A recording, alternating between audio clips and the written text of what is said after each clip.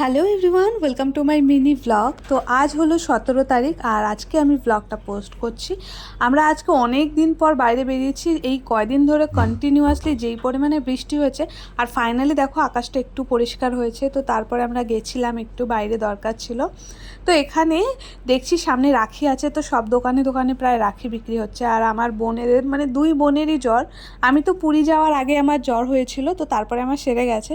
But এখন মেজো বোন ছোটো বোন দুই বোনেরই জ্বর, আর ছোটো বোনের তো অ্যালার্জি আছে, ওই কারণেও আরও বেশি মানে ওকে ক্লান্ত লাগছিল। তো যাই হোক, তারপরে আমরা অটোতে করে যাচ্ছিলাম বাড়ি।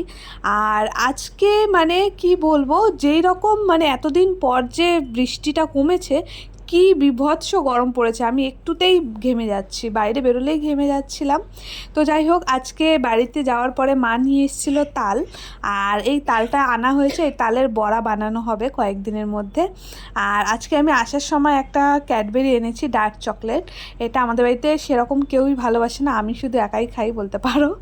আর তারপরে আজকে ফুচকা আনা হয়েছে, আর মাকে বলেছিলাম যে ফুচকা আনার কথা, মা পুরো এতগুলো ফুচকা এনেছে, তার মধ্যে থেকে আমি 6টা খেয়েছি।